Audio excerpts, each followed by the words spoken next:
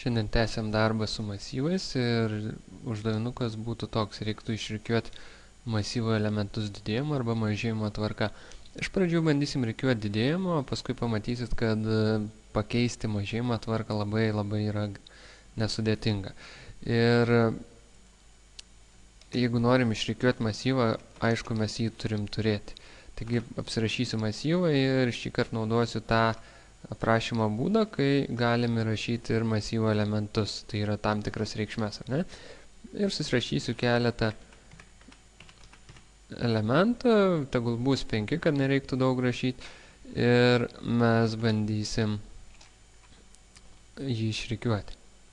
Taigi rikiavimui, kad galėtumėm sukeisti vieną elementą su kitu vietom, reikalingas kintamasis, pavadinsiu jį laikinuoju.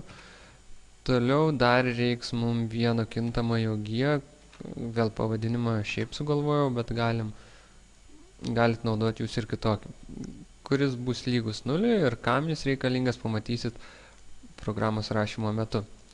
Ir gal pradėkim rašyti. Taigi, esmė yra tokia, programa tikrins skaičius, pavyzdžiui, pirmą tikrins su antruoju, su trečiuoju ir taip toliau, ir jeigu ras didesnį už 5, juos sukeis vietom. Ir taip atliks keletą kartų tuos veiksmus, tiksliau 5 ar ne, pagrindė veiksmus, ir juos sutikrinus mes gausim didėjimo arba mažėjimo tvarką, žiūrint kaip pasirinksim. Ir tam reikės 2 ciklų. Vienas pagrindinis ciklas, o kitas bus viduje, taigi bandom aprašyti ciklai for, nes žinom, kiek yra masyve elementų, o žinom, kad jų yra 5, taigi jį tęsis tol, kol bus mažiau už 5, ar ne, ir didės kiekvieną kartą vienetu. Ir viduje rašom iš karto sekantį ciklą, bet jeigu jau rašom ciklo viduje, tai gaunam kintamąjį keis, nebegali būti tas pats i, taigi pasirinkim j ir j bus lygus g. Ir kadangi mes norim, kad jeigu vieną kartą jau patikrino, tarkim 5 patikrino su visais skaičiais, ar ne, ir rado jau patį didžiausią ir perkelė į priekį, mes jo norim nebeliesti antrą kartą.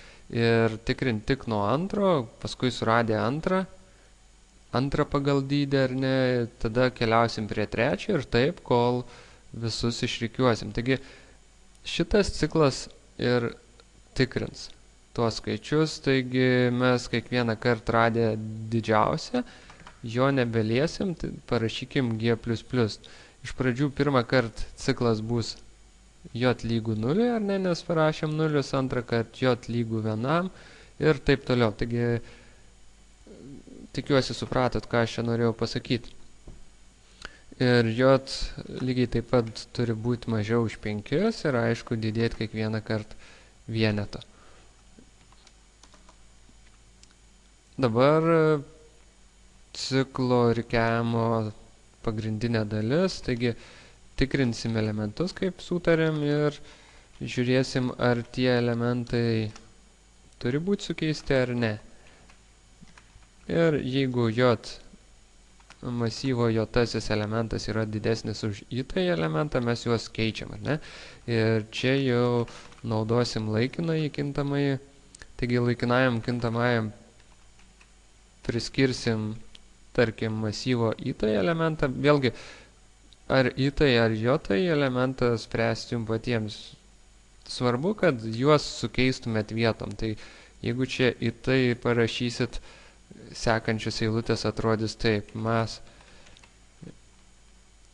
i, taigi masyvo i-tasis elementas bus lygus masyvo j-tajam elementui, o masyvo j-tasis elementas bus lygus laikinajam arba anksčiau buvusiam i-tajam elementui.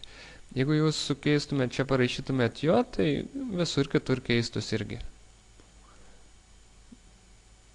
Tiek iš rikiavimo, parašėm visą rikiavimo algoritmą, ką reiktų dar padaryti, patikrinti, ar iš tikrųjų mums jis veikia. Taigi greitai atspausdinsim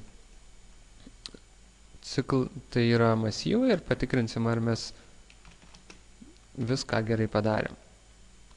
Kadangi jau nebesam cikle, tiksliau už šito ciklo ribų, galim vėl naudoti kintamąjį i ir taip ir padarysim.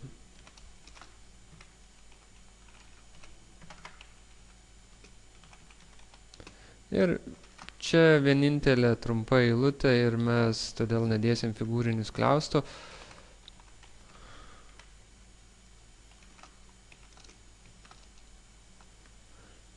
Taigi, patikrinkim, ar viską gerai parašėm. Jeigu taip, turėtų išrikiuoti. Tai ir išrikiavo, ar ne?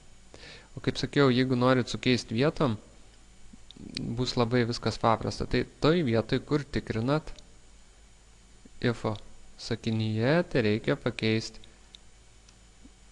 ženklą. Iš mažiau į daugiau. Rezultatas atvirkščias. Tiek išrikiavimo, gal dar labai greitai priminsiu, ką mes čia padarėm. Tai aišku, susikūrėm masyvą ir užpildėm jį.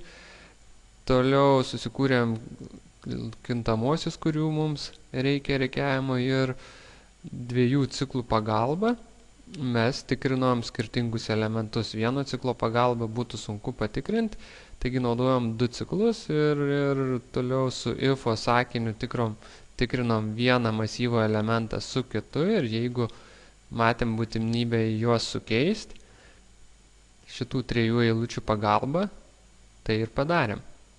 Taigi, sėkmės mokantis, kitą kartą jau bandysim kažką sudėtingesnio išspręsti.